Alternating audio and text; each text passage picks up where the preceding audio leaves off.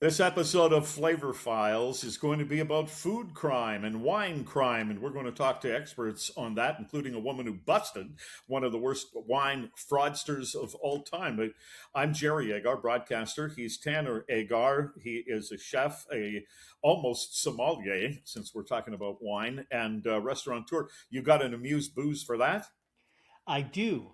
I have an illegal Amuse Booze and the only non-liquid Amuse Booze we have ever had.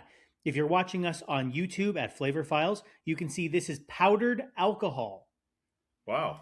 So what is powdered alcohol great for? Powdered alcohol is great for taking camping. It's great for getting very, very drunk, which is the reason in many states and all of Canada, it's definitely illegal. It is not illegal in Texas. No, I will not tell you how to make it on this show. I love to tell you how to make the Amuse Boozes, but we joke we don't have a legal department, and I do not want to have to need one. So you can look this up on Google if you want to, but this is our first crime of the day. For me, it's legal. If you had it, illegal. As we talk all about true crime, or true food crimes, at least here on Flavor Files, we couldn't think of anybody better to come onto our show than some true crime experts from the podcast Sinisterhood. We're very excited to have them. Not only are they great at podcasts, but they are Dallas locals who happen to also like my restaurants, which doesn't make them qualified to be on the show, but certainly does help. Heather McKinney, Christie, Wallace, welcome so much to Flavor Files. Thanks for having us. Thank you so much for having us. Yeah, we're big rye heads in my household. Rye heads, yeah. Dallasite rye heads. We're going to get some T-shirts made. The Fantastic. four of us can wear them. Yeah, exactly. The four of us from the Sinisterhood and Flavor Files crossover episode. Very specific niche. We're excited to have you here to talk about the great maple syrup heist, one of the biggest heists ever, one of the biggest food crimes that's ever been committed. Can you tell us a little bit about it? Oh, yeah, it is one of our stranger episodes, which is saying a lot because we're at over 400 episodes now. But this is something where what we take for granted, put it on our pancakes every day, is apparently more valuable than crude oil. And some insiders who had access to where it was stored, and the storage of it is a big piece of the puzzle as well. They realized the value of it and swiped millions of dollars worth of maple syrup from a FPAC warehouse, which is the cartel-like organization that puts a quota on how much maple syrup producers in Quebec can actually produce every year. So people didn't like the quota, and they decided to steal some out of the barrels. That's how much they love their syrup up there. They have a cartel that runs the whole thing, and it's so also valuable. You got to have reserves, just like oil. Exactly. It's like OPEC for breakfast. So it was a couple of guys, a guy named Avik Caron. His wife owned a warehouse, and he realized when FPAC came to them and said, hey, we need some space. Can we store these barrels? Caron realized they only come by and count them about once a year in a very legit way. They just crawl up on the barrels and physically count how many barrels there are, which a true syrup filled barrel is like 600 pounds. And when you take the syrup out and fill it with water or nothing, which is eventually what they started doing once they started selling it, eventually the guy trips and kind of falls, the barrels start falling and you realize, I don't think there's syrup in these barrels. And they realize that by then 9,000 plus barrels were missing, which was like maybe 500,000 gallons, almost over 500,000 gallons of syrup was missing from this warehouse. And I think that's when the FPAC goes, we have something's gone wrong here. I think what went wrong in the beginning was that FPAC rented space from a guy who was known for doing things like this. Yeah, well, I mean, they rented it from Avik Caron, which Avik he didn't really know too much about barrel rolling, which I love that it's so dastardly that it has its own name. And so he hit up his forklift operator who said, hey, if we started stealing this stuff, what do we do with it? And the forklift operator knew Richard Valliere, who had fenced syrup before and was like, I know exactly how to get this out of the country. So a mastermind found another mastermind, and like any crime, if you get a lot of people involved, it's not going to end well. No, too many cooks in the kitchen. Yeah. Too many barrel rollers. That's certainly a sticky situation. So you've got all these barrels of maple syrup. They're being stored in warehouses. They decide they're going to steal it, but like, how do you actually steal it? I mean, you can't just roll the barrels. You can't just float them down to Detroit and hope that you can sell them down to the Americans. No, you got to drain them, baby. You got to drain the syrup and sell it in other unmarked receptacles, because syrup is a fungible liquid commodity. There's no serial numbers. You don't have DNA, no tracking marks. So it's as easy as cash to launder. And because he had done it before, Valier knew folks in other provinces that would be able to get it out of the country a little bit faster than and easier than folks in Quebec. In New Brunswick and Ontario, he was able to fence it a little easier.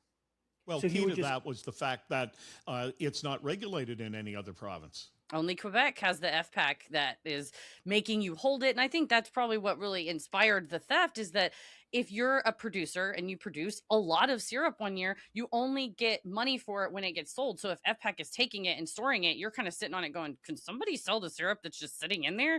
And Vic Caron and Valier thought that they were like, oh, we'll make money. We could do this. For a while, they did. They did. Almost a whole year it lasted.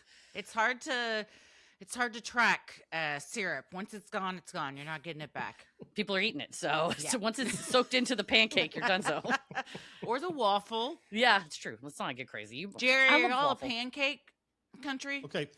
I've listened to your podcast and heard the pancake and waffle fight between the two of you, and I'm staying out of it. out of Oh, it. that's smart. I like it. You chose the side of our husbands. They're like, they're both great. They're both Just great. don't.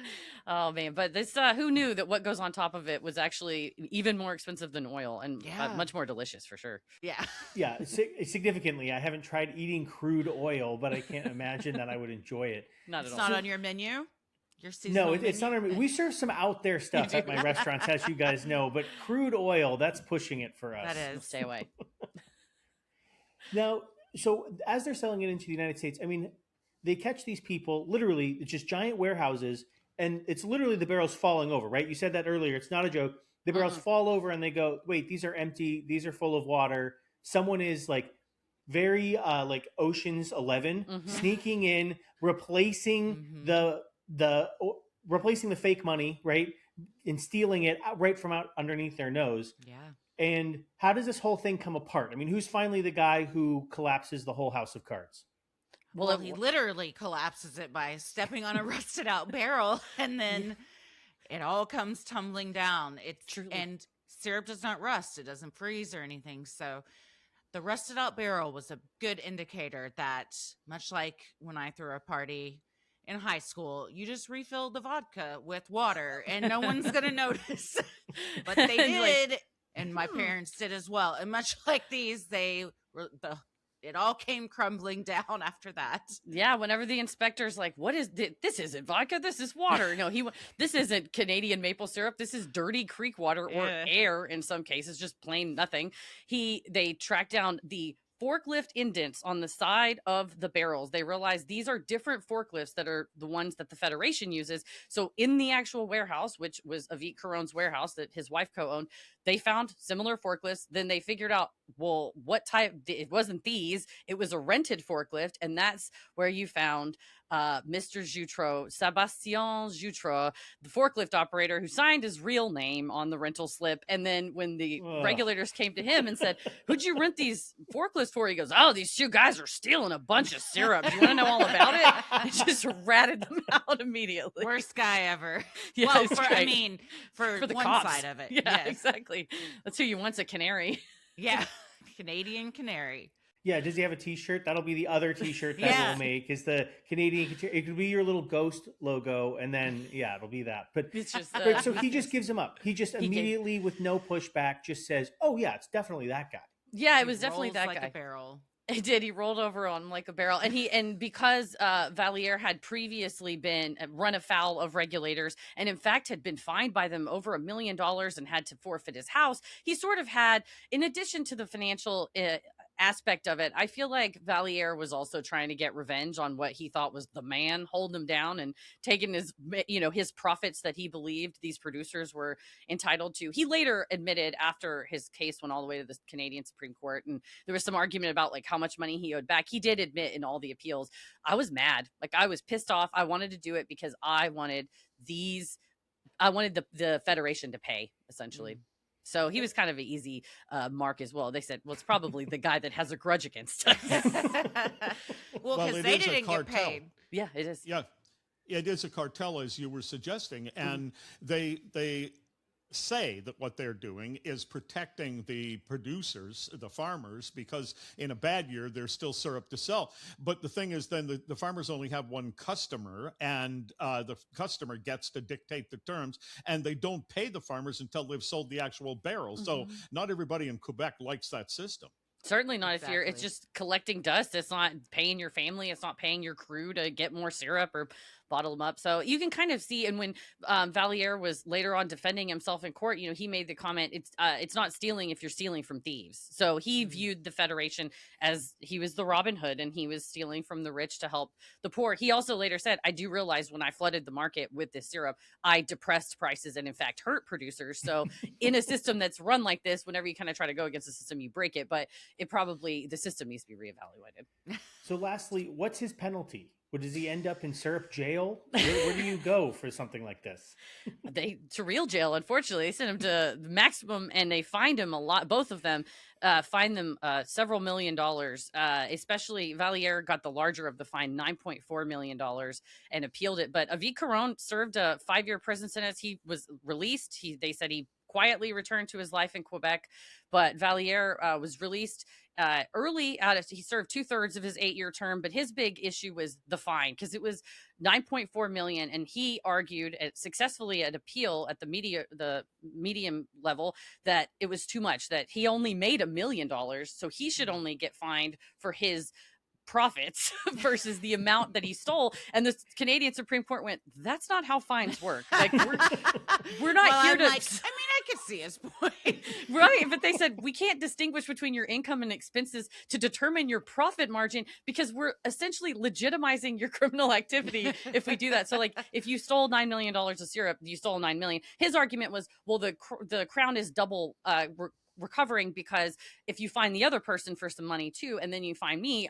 you're getting twice as much. But he was only fined 9 and Avic was fined a little bit less than that. So the court said in total, you stole 18 million. The whole fine split among everybody was less than that. So you need to pay it. I think if he doesn't pay it back in 10 years, though, he has to go back to jail for 6 more years, which would suck that you're out and now you have to go back. But Yeah, well, you also, better it come sounds up like with the some only money. way he knows to come up with $90 million is steal more maple syrup. Yeah. So he might be going back to Yes, prison he anyway. might. suddenly everyone's like, my trees. He's on the loose. Although, on behalf of the other 9 provinces, I would like to thank them for crashing the prices so that we could be the beneficiaries of the benefits of crime. Exactly. And it's There so weren't sweet. all angry people. Some benefited from this. Yeah, Well, but thank you both. $18.7 million sold in syrup is not an easy thing to do, and it was a wacky, wild story that is still kind of ongoing. We'll see if he gets to pay it up. Well, hopefully we can keep the maple syrup safe going forward. Thank you so much from the Sinisterhood podcast. If you love all things creepy and crime related, please check them out. Thank you both, Christie, Heather, for joining us today on Flavorphiles. Thank you Thank for you. having us. We are talking all about true crime, as you know, and the biggest food crime that had ever occurred in wine is the Rudy Kurniawan case. I don't want to give it away too much. I do want to let you hear from our guest. Wine Spectator calls her the Sherlock Holmes of wine, Maureen Downey of Shea Consulting and winefraud.com. Welcome to the show. Thanks for having me. So, this is the biggest case of wine fraud ever. And as I understand, you started sounding the alarm 12 years before he actually got arrested. Can you give us a brief overview of what was going on in the case? Well, Rudy was a young kid, and he was, the wine auction scene in New York was brand new. And so we all knew each other. We were all young. We're on the same age. And, it was just really strange because he went from not knowing anything about wine to, drinking $40 Napa Merlot. And then all of a sudden he was trying to sell, some of the rarest wine that I'd ever seen. And it just didn't make any sense. So it was about 10 years before he was arrested that I started really kind of saying, hey guys, something is absolutely wrong here. I want to try and understand how this worked. He claimed to have somehow purchased actual rare bottles of wine. So it wasn't like when you heard he has such and such, it wasn't what is that? It was kind of, how did he get that? 100%. I mean, the way that I explain it to non-wine people is that Rudy basically went from driving a big wheel to a Bugatti in like 5 minutes. It just doesn't make any sense. Like there's a natural progression for people when they're like learning about wine. And had he claimed that he came from this great family of wine collectors, then he could have gotten away with it for a lot longer, because he could have said, oh, well, you know, this was in my grandfather's cellar. This was in my father's cellar. But he was very vocal about the fact that he had had a wine epiphany drinking Opus One with his dad in San Francisco when he was 21 or 22. So, you know, you don't go from, again, drinking, you know, California Merlot that costs $40 to having these old and rare Bordeaux wines, you know, within a span of 2 years. That just doesn't, it's just not a natural progression, especially for a young kid. Didn't make any sense. Okay, so obviously he's manufacturing these bottles. How does he go? How do you do this? How do you create fake wine? So it's interesting because Rudy and the guy that kind of came before him, Hardy Rodenstock, they made old and rare wine. So he would have to go and he would buy period glass. So glass has changed throughout time. So he would have to buy bottles that were from the 50s. And he had to recreate these labels, and then he had to age them. So he would like put them into slurries of like tobacco and stuff to make the paper look oxidized, to make it kind of brownish. Or we also found that he was baking them in the oven to make them look old and brown and brittle. So he'd have to age the paper and then apply the paper to the bottle, fill the bottles. So it was really a lot of work. To make old and rare wine is a lot more work than what the counterfeiters are doing now, which is making brand new wine up to the same standards as the producers. So, you know, he had to get all these old pieces and cobble them together to make these old wines. Well, he had to have the labels printed. So he would get a copy of, you know, one label, and he would send these to a printer in Indonesia, where he's actually from. He's Chinese, but he's Indonesian. He grew up in Indonesia. So he would send these examples back, and then they would send him proofs, the same way that you and I would get a proof of like a business card, right? And in all of the court documents, you see all these notes where he's writing back, oh, this font is too big, or this is too dark, you know, this needs to be green, all these crazy little notes.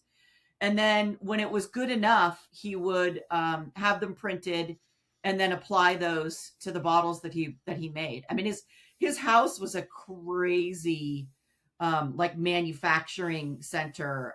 We have fabulous photographs that the FBI took on winefraud.com. It was crazy. Okay, but we're talking here about the glass and the label. What about the product that went inside? Was he able to effectively impersonate the taste? He tried. He was a bit of a mad scientist. I mean, when the FBI raided his house, there was so his kitchen was like his laboratory. Like he was like crazy Frankensteining these wines, and he would blend like cheap, like he had like hundreds and hundreds of bottles of this one, you know, wine from Washington State. And then he would blend in other things. So he had like base wines. He did a pretty good job of making the old and rare. But again, when it comes to old and rare wine, it's not like people are regularly drinking 45 Mouton. You know, I mean, people who are like, oh, that's not 40. I can tell. I can taste that. I mean, you can taste it if it tastes like absolute crap.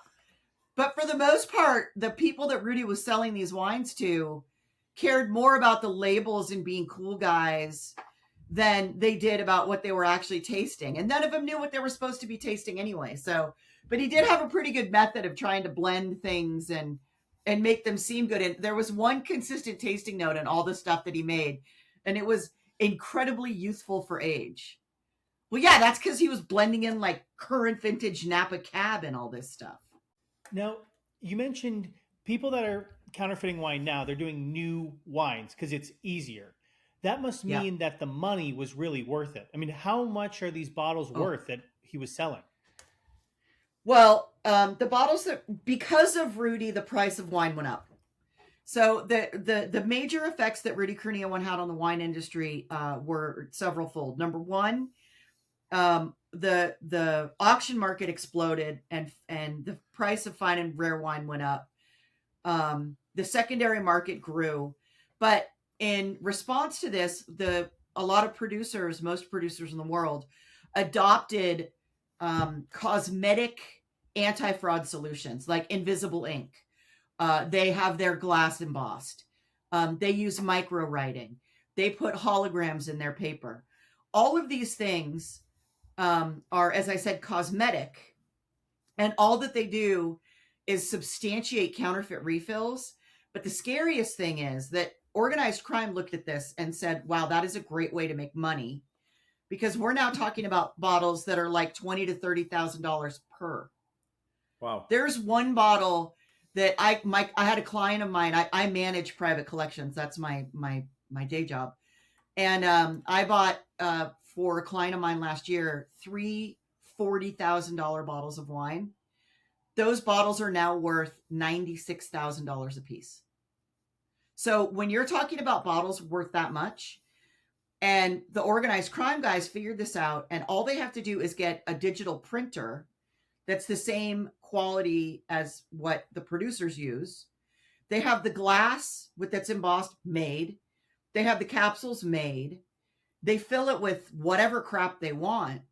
And they can then have these labels digitally printed, and they can be producing bottles that are really the same quality. There's this guy, Alexander Lugov, who's been arrested twice now.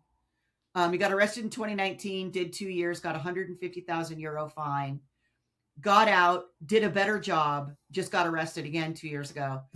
And the problem is his product is fantastic. And if you think about it, so, organized crime looks at it and they're like, okay, so one guy went to jail for this ever for any substantial amount of time. That was Rudy. What is Rudy doing now? He's back out. He's making counterfeit wine in Singapore and Hong Kong for money, So there's really no risk, because even if these guys get caught, nobody really cares enough to prosecute them hard. If they get caught trafficking drugs or trafficking humans, they're going to go to jail for a long time.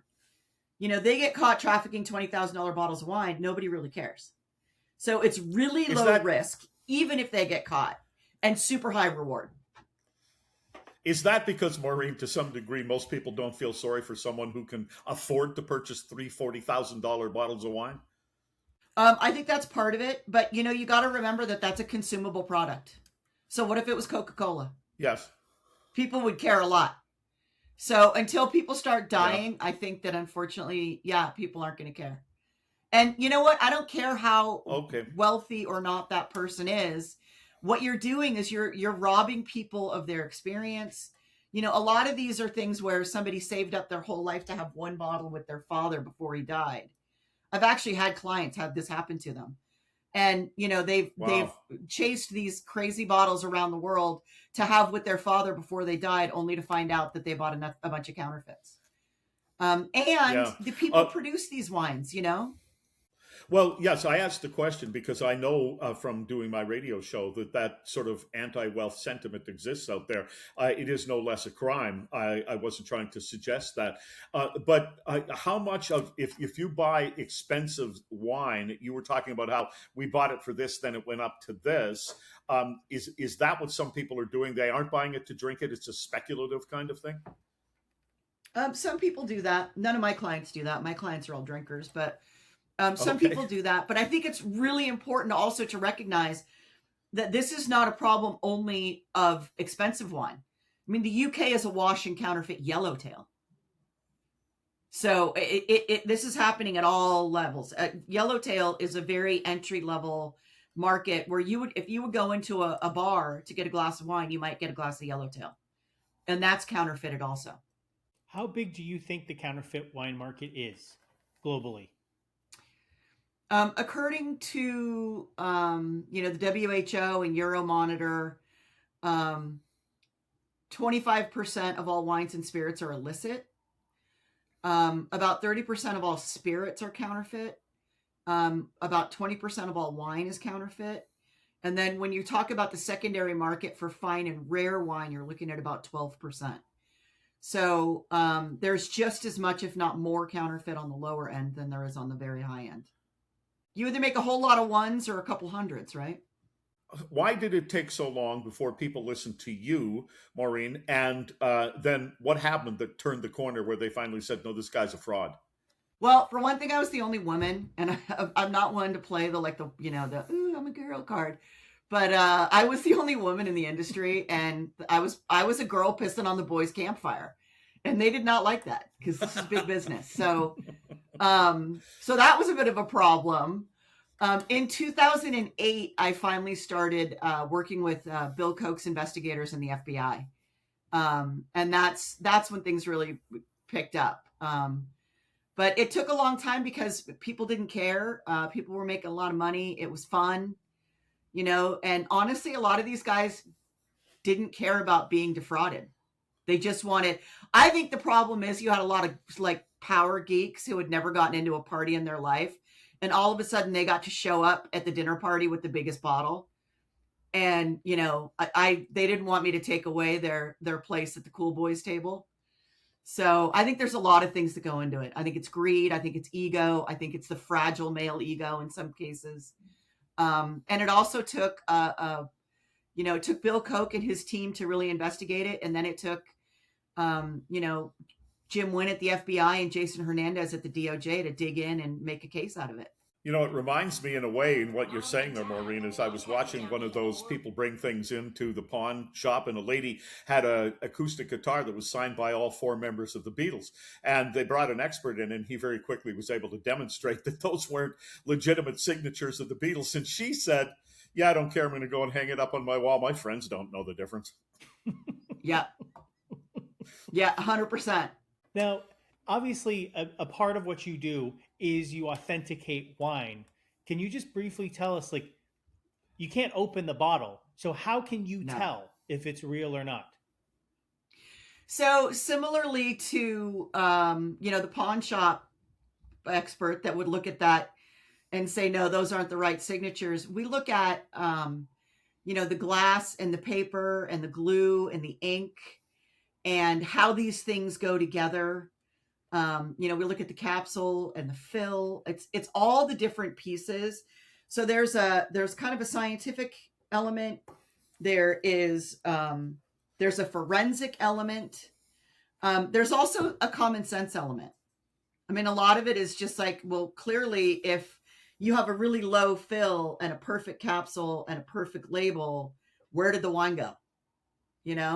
Or if you have, there is some, so most of the time for old and rare wines, what the counterfeiters of the past have done is they've aged the labels separate from, and then assembled them on the bottle.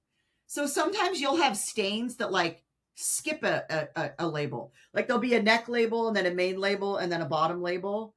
And it's they defied physics where the stain comes down and then it jumps and then it keeps going. And it's just, so some of it is logic.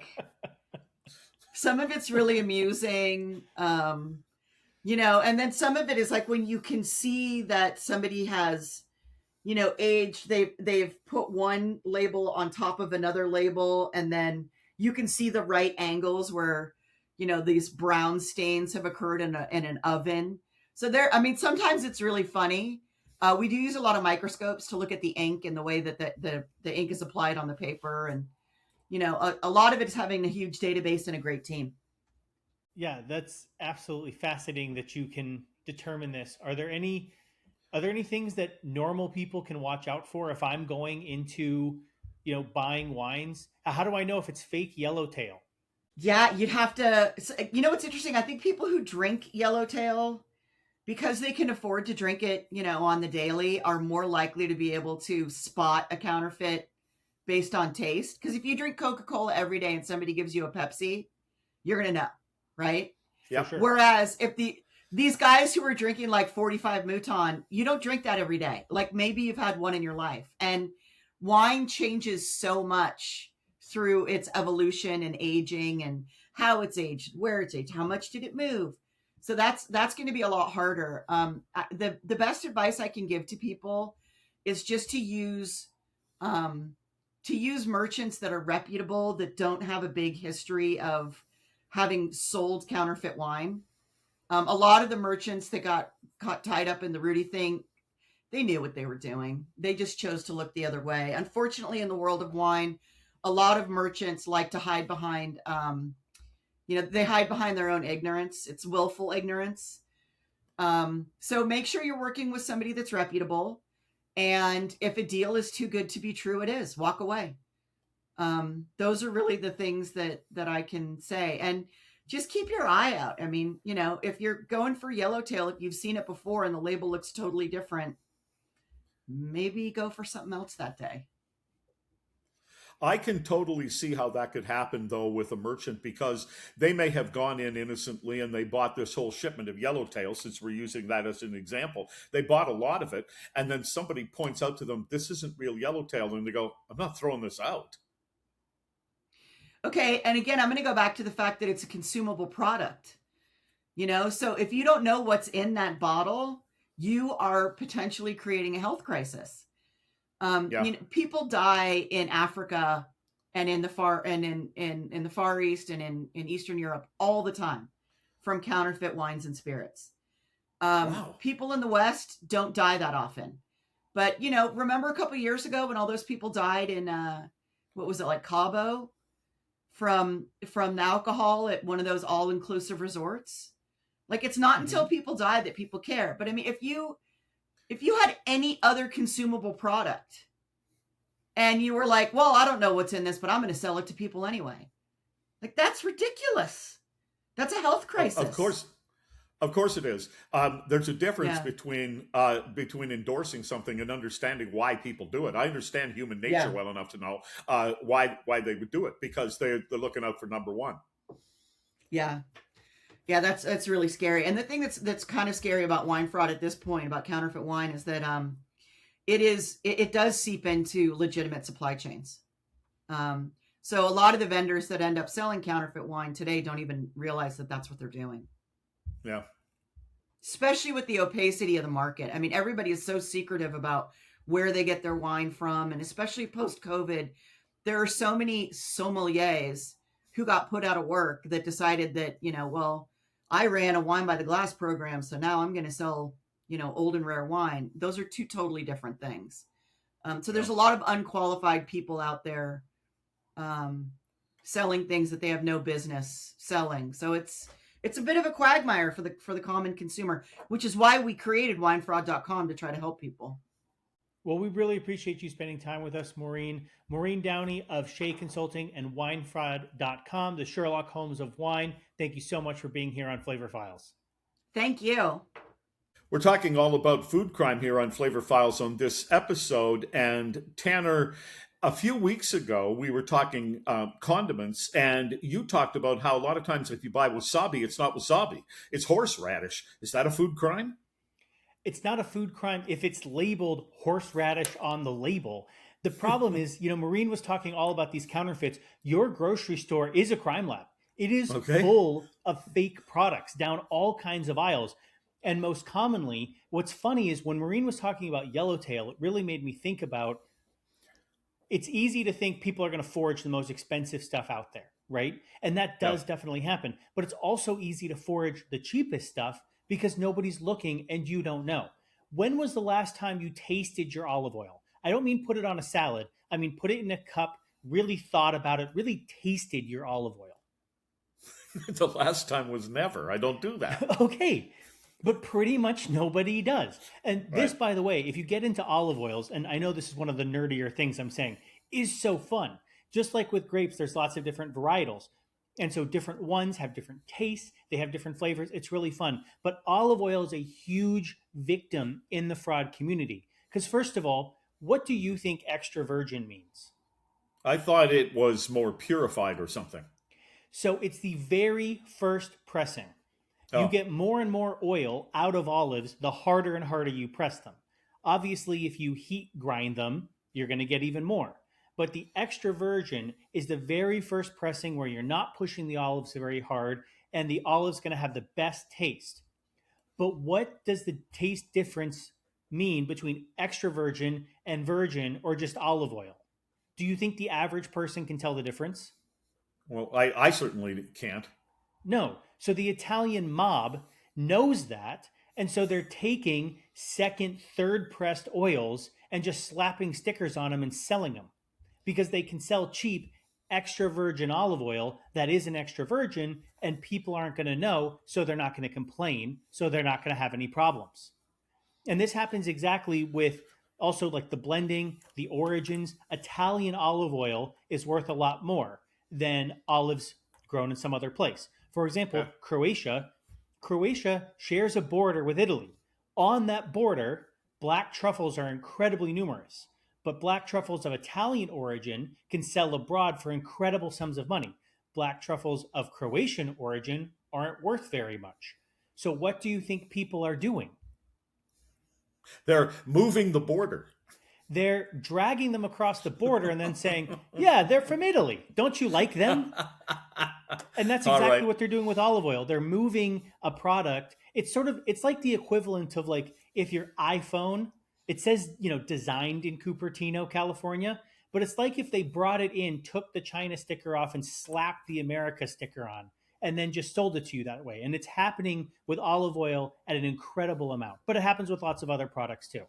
We've had stories, especially since there's been some contention under Trump between Canada and the United States, of people being more gung-ho to buy Canadian. And I think that people have been victimized by false labeling in that regard as well. But I would like to point out here that just as we talked with Maureen about the retailers of wine, she was talking about Yellowtail wine, the stores themselves may be victims as well. It's not like necessarily the person who runs your grocery store is cooking up fake products in the basement. I don't think they have time for that. No, I certainly hope that nobody in a Kroger or a Loblaws is intentionally doing it. But that's part of how they can get away with it.